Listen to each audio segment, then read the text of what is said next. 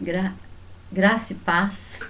Vamos continuar falando a respeito dos cárceres mentais. E hoje eu quero falar um pouquinho a respeito de um cárcere que grande parte da sociedade tem, que é aquele cárcere, né?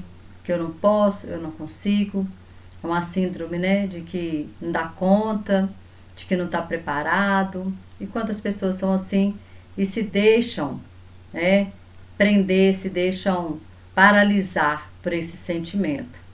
E aí, eu quero mostrar dentro da Bíblia uma pessoa que, quando a gente vê no todo da história dele, foi um grande homem de Deus, um grande vencedor, um grande profeta, legislador, é, manso, humilde, mas que no início ele teve um problema na hora do seu chamado, que é Moisés.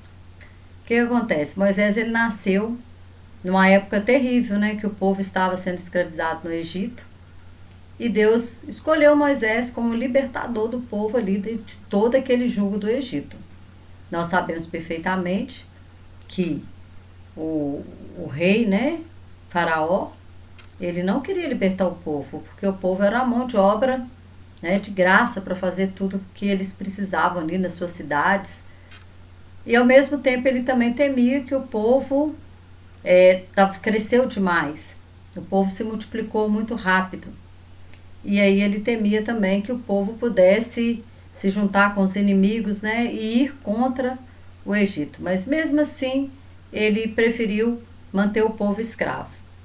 E aí o povo começou a clamar a Deus.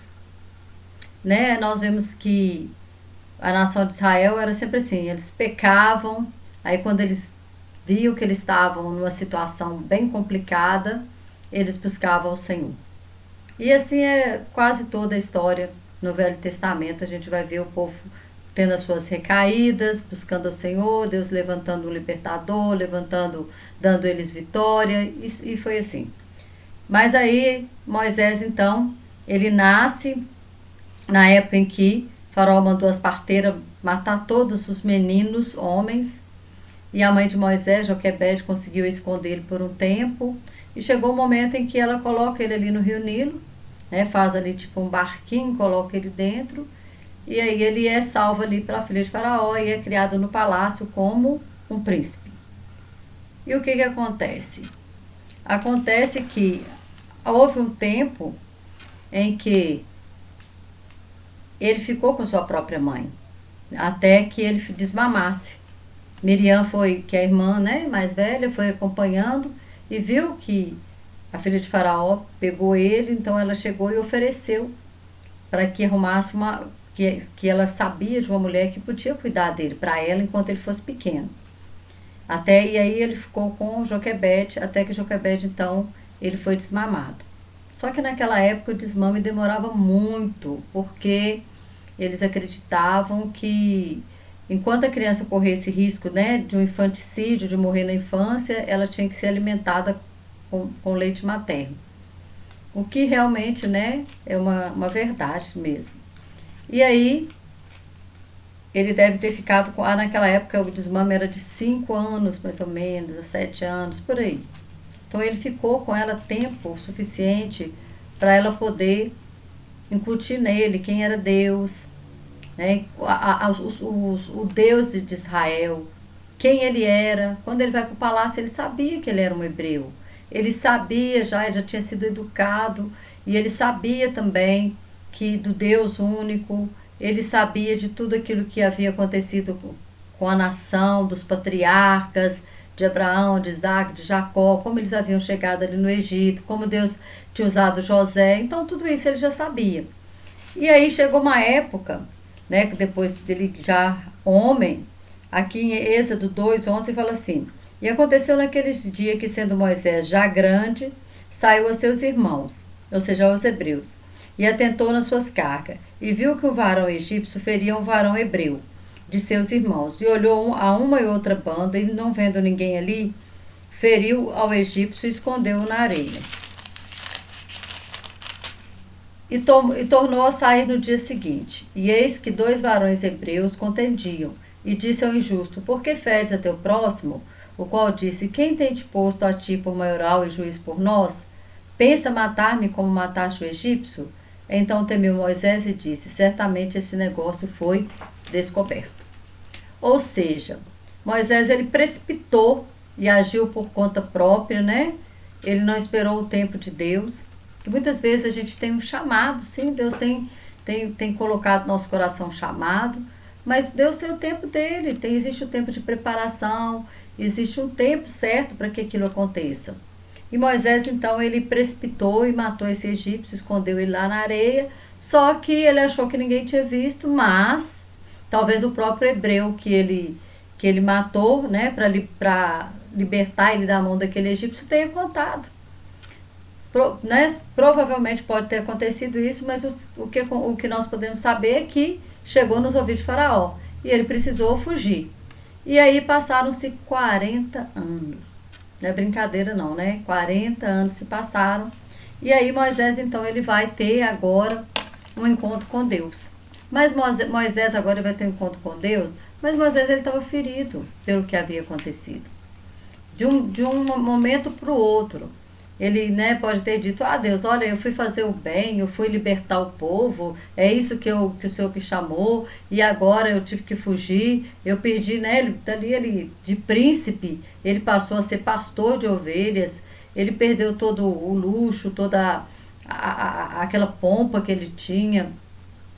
E aí, eu só sei que ficou um sentimento dentro dele, sabe, de incompetência, de complexo mesmo. E aí Deus, quando encontra com ele aqui na sarça, aqui no capítulo 3, versículo 11, fala assim: nós vemos, né, que aqui Deus aparece para ele na sarça, ele vai lá olhar, a sarça tá pegando fogo, mas tinha um fogo na sarça, mas a sarça não pegava fogo, ou seja, ela não se consumia.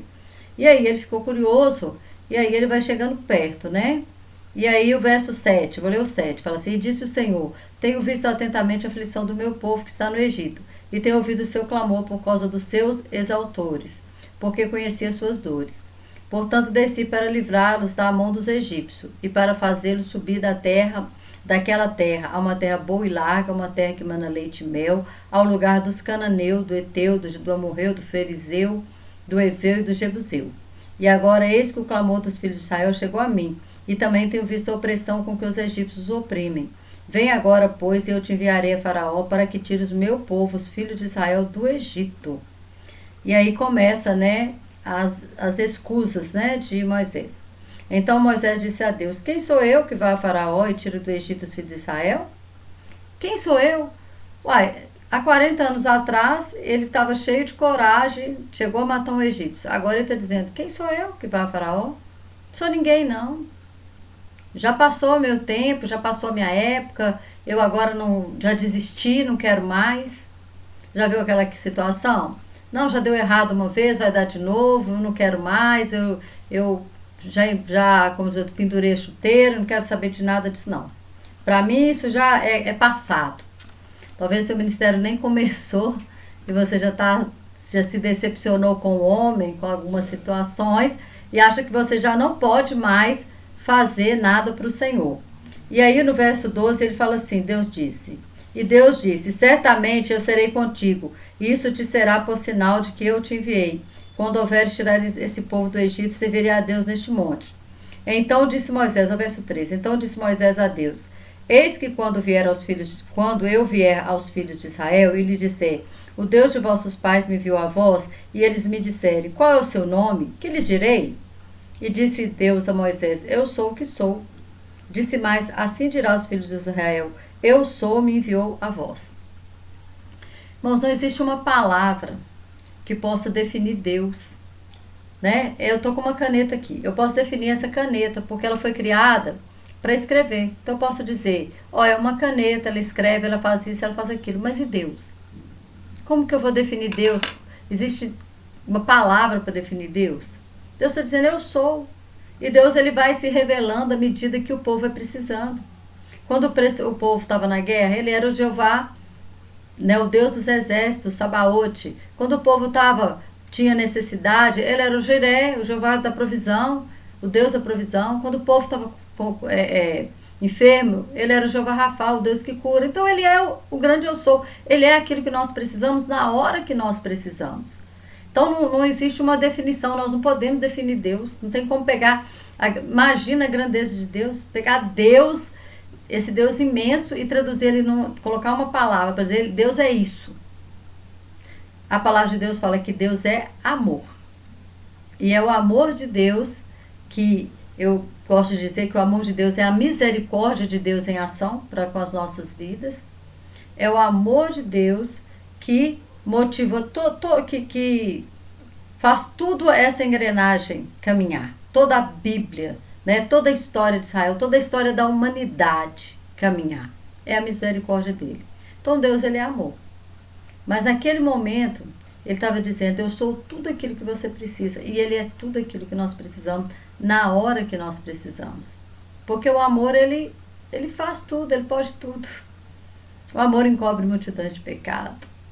O amor, né, ele nos liberta de todo medo, nos livra de tanta coisa. E aí, Deus está dizendo, eu sou o que eu sou. Né? E aí Moisés continua ali, no diálogo ali com Deus. Aí nós vamos para o 4:1. Continua no diálogo, depois você lê tudo aqui. E aí então respondeu Moisés e disse, mas eis que não crerão, nem ouvirão a minha voz, porque dirão, o Senhor não te apareceu. Então Moisés, ele estava se sentindo assim muito sem crédito. Ele dizendo, o povo não vai acreditar em mim não, o povo não acredita em mim não tenho crédito nenhum com ninguém. O povo nem vai acreditar que o Senhor me apareceu. Então o Senhor disse-lhe, o verso 2, o Senhor disse-lhe, que é isso na tua mão? E ele disse, uma vara. E ele disse, lança na terra. E ele lançou na terra, e tornou-se em cobra, e Moisés fugia dela. Então disse o Senhor a Moisés, estende a mão e pega-lhe pela cauda. Estendeu a mão e pegou-lhe pela cauda, e tornou-se em vara na sua mão. O que acontece? Moisés estava com medo. Moisés estava inseguro. Moisés estava se sentindo ninguém. Né? Por isso é o complexo do quem sou eu? Né? Quem sou eu? E aí Deus falou assim, o que você tem na mão? Ah, uma vara, né? Todo pastor de ovelha tinha uma vara. E aí ele falou, joga na mão. Ela se transformou numa víbora. E aí ele fugia dela, porque quem que não tem medo, né, de cobra? Se a cobra te pica, você morre. Essas víboras, cobra do deserto, você morre em poucos minutos. Moisés, então, certamente ele tinha medo, né? Mas Deus falou assim, você vai ter que enfrentar esse medo. Medo, irmãos, você só vence ele enfrentando ele. Não tem outra forma. Todo mundo tem medo. A coragem não é ausência de medo. Coragem é enfrentar o medo. E aí Moisés então pega essa cobra, pela cauda. Quem pega uma cobra pela cauda? Me fala. Porque se você pegar a cobra pela cauda, o corpinho dela todo mole ali, ó, ela vira e te pica, né? Você vê que todas as pessoas quando vão pegar uma cobra, eles pegam pela cabeça dela ali, né? Segura ali para que ela não possa dar o bote, para que ela não possa abrir a boca. E aí Moisés, então, ele obedece, né? Porque se ele não obedecesse, ele não estaria enfrentando.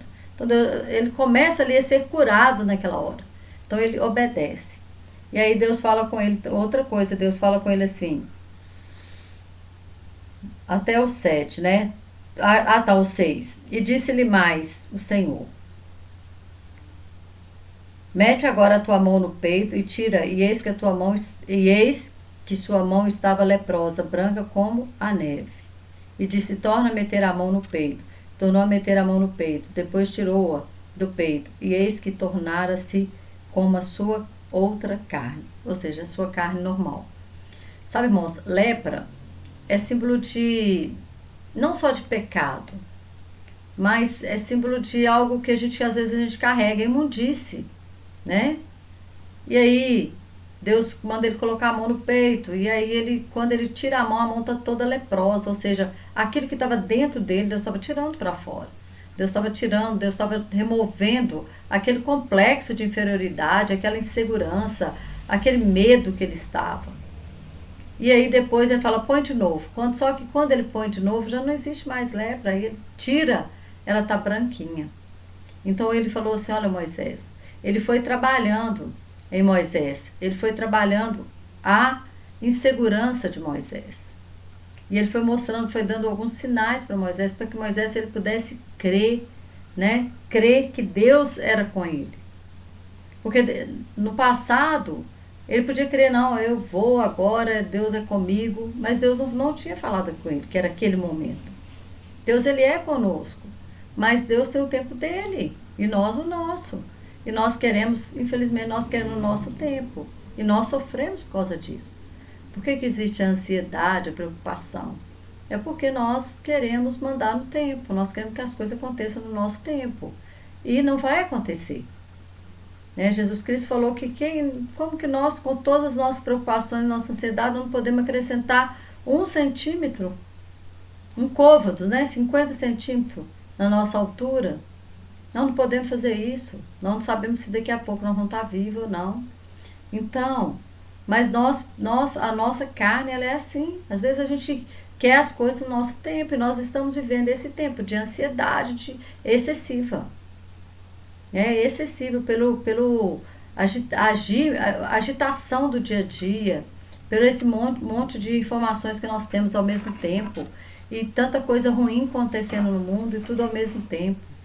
Então a gente fica já com a mente acelerada. E aí, Deus ele entende nessas coisas, ele queria trabalhar com Moisés isso. Talvez Moisés ficou ansioso e quis, no tempo dele, resolver o problema. Não resolveu, ele desistiu. Ele falou, não vou mexer com esse negócio de libertar ninguém mais não. Não quero ser mais libertador do povo, não. E aí Deus vai trabalhando isso nele, vai trabalhando na alma dele, vai curando ele. Porque se você não for curado, como é que você vai curar o outro? Como é que você vai ministrar a cura para alguém se a sua alma está doente? E é muito séria essa questão de alma, irmãos, porque a nossa alma está doente, ela pode manifestar um monte de doença no nosso corpo. E não é só doença física, espiritual também, porque se você, por exemplo, está depressivo, você perde força até mesmo para orar. Então você espiritualmente também você fica fraco. Então é uma coisa muito séria, nós precisamos cuidar da nossa alma. A nossa alma não é uma coisa muito séria, ela precisa estar curada, ela precisa ser saudável. Existe 3 coisas que é muito necessário para ter uma alma saudável, que é ser amado, ser protegido e ser aceito. Todo mundo precisa ser amado, ser protegido e ser aceito. Então assim, Moisés está dizendo assim, olha, eu não vou ser aceito. O povo não vai falar comigo assim, que Deus não te falou nada, quem é você? Né? Eu não vou ser aceito. Não vou ser aceito para o faraó, ele vai dizer, quem é você para vir a mim? O povo não vai acreditar em mim. Então ele já estava, né, com aquele pensamento de não aceitação, de rejeição. Ele estava dizendo, eu vou ser rejeitado pelo faraó, vou ser rejeitado pelo povo, eu não quero ir também não quero também. Ele mesmo estava rejeitando o chamado dele, né? E aí o que acontece? E aí chega um momento que no verso 13, o 4 10. Então disse Moisés ao Senhor, Senhor, eu não sou homem eloquente, nem de ontem, nem de anteontem, nem ainda desde que tens falado ao teu servo, porque sou pesado de boca e pesado de língua. E disse o Senhor, quem fez a boca do homem? Ou quem fez o mudo, ou o surdo, ou o que vê, ou o cego? Não sou eu o Senhor? Vai, pois agora eu serei com a tua boca e te ensinareis o que há de falar. Ele, porém, disse, Senhor, envia por mão daquele a quem tu has de enviar. Irmãos, ele falou assim, ele foi arrumando todos os jeitos, né? Ele foi dando uma desculpa daqui, uma dali. O povo não vai acreditar em mim. Quem sou eu para ir a Faraó? E Deus vai dando sinal e vai conversando com ele, até que chega um momento que ele fala, não sei falar. Eu não sou eloquente, não. Aí ele perdeu a oportunidade de ser curado. Deus falando assim, mas eu serei com a tua boca? Não fui eu que fiz a boca, não fui eu que fiz o cego. Eu te curo aqui agora e você se torna um homem eloquente. Mas aí, no verso 13, ele porém disse, Senhor, envia por mão daquele em quem tu has de enviar. Então, verso 14, então se acendeu a ira do Senhor contra Moisés e disse, Não é Arão, o levita, teu irmão? Eu sei que ele falará muito bem. E eis que ele também sai ao teu encontro, e vendo-te se alegrará em seu coração. E tu lhe falarás e porás as palavras na tua boca. E eu serei com a tua boca e com a sua boca, ensinando-vos o que has de fazer. E falarás por ti ao povo, e acontecerá que ele será por boca, e tu lhe será por Deus. E aí então Moisés, então ele aceita. Moisés, o que acontece? A insegurança dele era tão grande que Deus trabalhou nele tudo que ele podia. Deus trabalhou nele tudo que ele precisava para ele ir sozinho. Ele falou, é você com a sua boca, você vai mostrar esses sinais, põe a mão no peito, tira a mão, faz a vara virar cobra, o povo vai entender que isso é sinal, que isso é milagre, que você realmente me viu, eles vão entender isso, eu vou falar através de você, tudo não se via. Aí quando ele falou assim, então Arão vai com você. Aí ele aceita. Por quê? Porque Deus nos entende. Nós não somos perfeitos. Deus nos entende. Ele entendeu Moisés, ele entendeu a carência de Moisés. Ele entendeu que Moisés ele estava se sentindo mesmo daquela forma, inseguro de ir sozinho. E quando Deus fala, olha, vou pôr Arão junto com você. Aí ele vai. Sabe por quê, irmão? Porque Deus ele conhece a nossa estrutura e ele sabe que nós somos pó. Vai ter momentos em que Deus ele vai colocar pessoas no nosso caminho, porque ele vai ver que sozinho a gente não vai conseguir. Sozinho nós não vamos conseguir. E foi o que Deus fez com Moisés. Moisés disse, olha, eu não vou sozinho, não tem como, eu não sei falar. E aí aconteceu. Então Arão vai falar por você, mas você vai. Irmãos, nós podemos entender aqui, nessa situação, como que Deus trabalhou na vida de Moisés, como que Deus ele curou, e Moisés nunca mais questionou o seu chamado. Pelo contrário, nós vamos ver que Moisés ele se põe a favor do povo de tal forma que chega um momento que ele até chega a discutir com Deus mesmo. Ah, Deus, se o Senhor não perdoa esse povo, risca meu nome do livro do teu livro, né? Não fala o livro da vida. Risca o meu nome. E aí Deus propõe para Moisés, Moisés, eu vou consumir esse povo, vou fazer de ti uma outra nação. E ele fala, não, mas o que os egípcios vão pensar de ti? Então assim, Moisés se tornou um homem destemido. Moisés se torna aquele grande líder, Moisés se torna um homem, um grande homem de Deus, profeta, legislador, porque ele recebe a lei, ele transmite a lei para o povo, tudo. Moisés se torna um grande homem de Deus. Mas ele tinha problemas emocionais? Tinha. Então a gente tem que entender que nós não estamos livres de ter problemas emocionais. Todos nós podemos ter. E dentro da Bíblia nós vamos ver pessoas demais com problema emocional. Não vejo Gideão. Gideão, o anjo fala com ele, vai, livre Israel, vai na tua força. Eu? Sou menor da casa do meu pai. Não, minha casa, minha família é a menor família da tribo. Como que eu vou? Não vou não. E aí, Deus fala para ele vai, pede prova para Deus de um jeito, de outro. Ah, se o novelo parecer molhado é porque o Senhor falou comigo, que o Senhor que é isso mesmo que eu entendi. Ah, se parecer o chão molhado, o novelo seco, então é porque é isso. E ele vai pedindo prova para Deus por causa da insegurança dele. Mas Deus entende a nossa insegurança, e tanto que Deus fez tudo que Gideão foi pedindo. Deus foi dando para ele, né, os sinais. Então o que acontece? Deus, ele entende a minha fraqueza e a sua fraqueza. Nós precisamos chegar diante dele e falar, Deus, olha, eu sou assim, eu preciso do Senhor, o Senhor é o meu eu sou. Você precisa de um psicólogo? Talvez Deus vai ser o seu psicólogo. Não estou falando que talvez você precise de um psicólogo, de um homem, de uma mulher. Sim, de um médico aí, né, formado, de um especialista. Mas você pode contar para Deus aquilo que você não conta para ninguém. Às vezes nem para especialista você tem coragem de contar. Mas Deus pode ser o seu psicólogo, o seu psicanalista, o seu terapeuta. Deus faz além daquilo que nós pedimos ou pensamos. Então, se olhe, se veja como Deus te vê. Se veja como Deus te vê. Deus nos vê como mais do que vencedores. É o que a palavra fala. E nós precisamos, a primeira coisa que nós precisamos vencer são os nossos preconceitos, os nossos conceitos errados. Nós temos que ser mais do que vencedores na nossa mente. Porque se a minha mente ela for escrava, o meu corpo vai ser escravo.